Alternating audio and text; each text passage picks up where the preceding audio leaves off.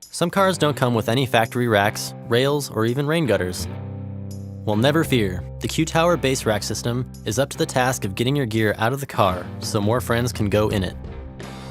Hey there, Scott from Yakima here to show you how, no matter what you drive, the Q-Towers can become the foundation for any adventure in the outdoors. With complete four-way adjustability, the Q-Tower can adapt to almost any roof, even ones without any existing hardware. The Q-Tower system begins with a set of Yakima Q-Towers. You'll then add crossbars, base pads, and a set of 4 Q-clips that are custom fit to your vehicle's make and model. Visit Yakima.com to find the specific Q-clips and crossbars you'll need to buy for your vehicle. Some vehicles require different Q-clips for the front and back. If that's the case, be sure to note which clips go with which rack. To get started, flip up the cam cover and unscrew the adjustment post to remove the covers from each of the towers. We'll get back to these in just a bit. Now pop each tower open and loosen the tower screw until the crossbar will slide into the tower. Now before we go any further, we need to check the included chart or visit Yakima.com to find our 4 M's. That's right, the 4 measurements tailored to your exact vehicle.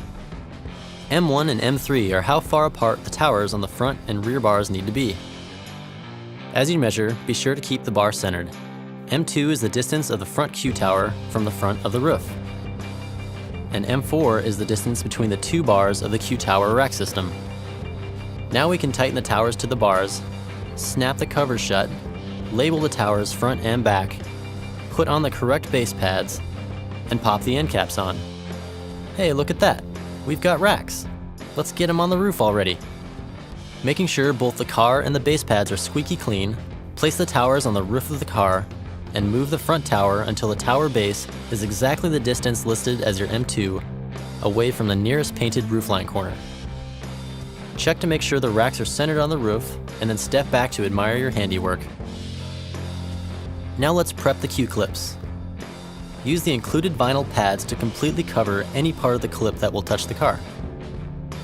Make sure you have the Q-clips for the front rack and slip them into the clip holder on the cam cover. Slip the lock housing through the hole and secure it in place with the lock clip. If you've got other Yakima products to put on your new racks, be sure to check out our SKS Same Key system, so you only need 1 key to secure all of your towers and Yakima accessories. Now, being careful not to bump or move the towers, open the vehicle doors and loosely thread on the cam covers you've just assembled with 2 turns of the adjustment post. Holding the Q-clip in place on the door frame, turn the adjustment post just enough to take up any slack. The cam cover should easily close at this point. Now we're going to alternate towers, gradually tightening the adjustment posts on each side. Holding the Q-clip with your thumb, tighten the adjustment post 1 turn, snap the cam cover shut, and repeat on the other side. After each adjustment, make sure the gold slider is between the hash marks on the tower housing and aligned evenly with the slider on the opposite tower.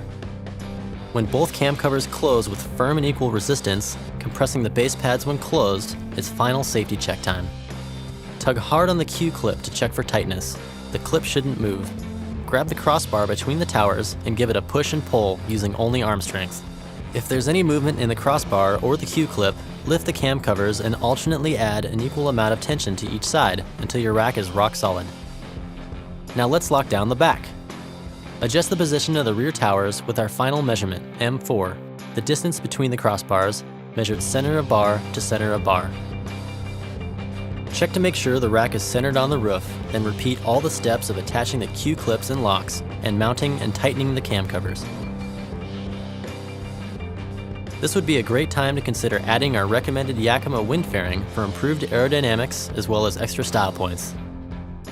To install locks, remove the plastic plug from each tower. Place the control key in a lock core. Line the core up with the lock housing and press it in.